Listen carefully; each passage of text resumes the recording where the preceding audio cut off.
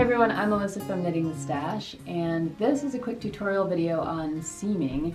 I've been working on the Northeasterly Blanket, like many of you, and it's a bunch of different strips of fabric that need to be joined one way or another. And I want to talk to you about what it's like to join fabrics that either have a slip stitch edge or a knit edge using a mattress stitch to see what the difference is. So this lesson can apply to that blanket, or it can apply to any other garment knitting or blanket knitting, or anywhere you're basically putting two seams together and joining them with a mattress stitch. So let's jump right over to the tutorial and I'll show you what it looks like in both versions. Now I had a great question from Marce of Hey Brownberry about how I was going to do my edges for these strips of the Northeasterly blanket. Now this is because I am choosing to not work this blanket in the traditional way that the pattern calls for, which is that you would join strips as you go by picking up stitches on the edge of your last strip and kind of creating a blanket that would be a big object as you go. I decided to make it a modular project, which means I can knit these long strips and then I can seam them up using mattress stitch at the end. So I wanted to take a look at what the edges look like, depending on if you go with the traditional pattern with the slipped stitch edge, or if you go with my version, which is you knit a knit edge so that there's no slipped stitches. So let's look over here first at the slipped stitch edge version. I have a couple strips that I did with the slipped stitch edge, and you can see that there's a real reason for a slipped stitch edge in a lot of patterns, because it's just beautiful. It creates a nice finished look, and if you're picking up stitches along this edge, it is super easy, much easier than picking up stitches along a kind of knit edge, especially if you're working in garter stitch where you're knitting every stitch. So it creates this kind of lumpy bumpy bit versus that slip stitch edge, which is really fine and finished looking and super easy, great for picking up stitches. So what happens if you seam them together? I've got two slip stitch edges here, and I've done a mattress stitch in garter here. And a mattress stitch in garter is a little different than stockinette because you're still working at one stitch in from the edge, just like you would with stockinette. But on one side you're picking up smiles, and on the other side you're picking up frowns. And you can kind of see, if I pull them apart, you can see the contrast thread, which is this white thread running through both sides. But once you let them kind of go together, they just mush up. You don't really notice that. And that is the beauty of mattress stitch, no matter what you're doing. Over here, these are the knit edges, and I've done the same thing. I've done a garter stitch, mattress stitch, and again here I think it's even a little less visible to see that yarn in the mattress stitch working through, and you can kind of see that the garter rows are almost continuous. It's kind of nice the way that they just flow from one side to the other.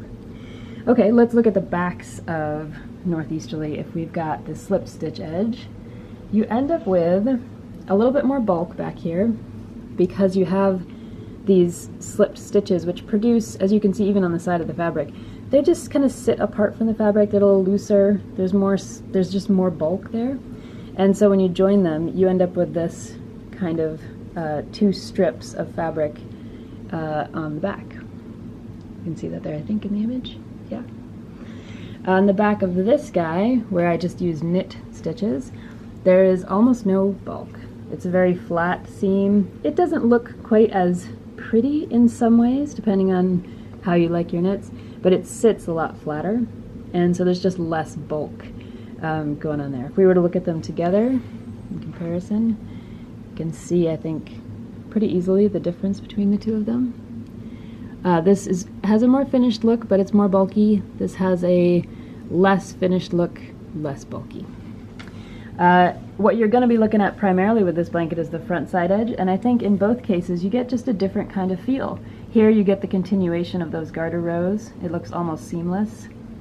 And here you get a little bit more of a kind of valley divide between the two. It's really up to you. I wanted to give you a chance to see what it looks like either way. So if you wanted to make this a modular project, you could continue with your slip stitch edges and just join them and have this kind of finish. If you wanted to work it as a modular project with a knit stitch edge, this is what it looks like to get it all seamed up in the end in that garter stitch mattress stitch. So let me just take a minute and show you what the seaming actually looks like on either type of edge. So I have my yarn in here, and I'm using just a white yarn because I wanted to make sure that if you could see it, you'd be able to see it. Now on this blanket we have the slip stitch edge, so as I said, it creates that extra bulk, and we're going to go in, we've got a frown over here, so we're going to go on a smile over here for the garter, and we're going to pick, see this guy looks like a little smile, we're going to pick that guy up, and then we'll go back to the frowns, which is a little harder to see because it's in a dark kind of red, and it's over here, there it is. It's always harder on camera, you know. So a little frown and a little smile. Here's another smile. I'll grab that guy. Now one thing I would point out is when you pull this tight, you can see they just disappear and you get that little valley, the little furrow between both sides. Now one thing I would point out is you never want to, well, no, never say never. You might want to do this for some kind of effect, but generally speaking, you don't want to do mattress stitch on the edge stitch. So if I were to do that, I'll just show you what it looks like.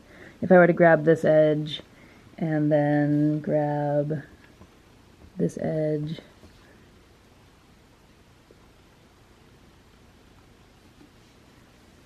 and go back and get one more of these edges. See how like loose these stitches are? Then if you pull that, you can see it just creates this really flimsy join. You don't want to do that. You want to do this garter stitch version where you go and smile and frown.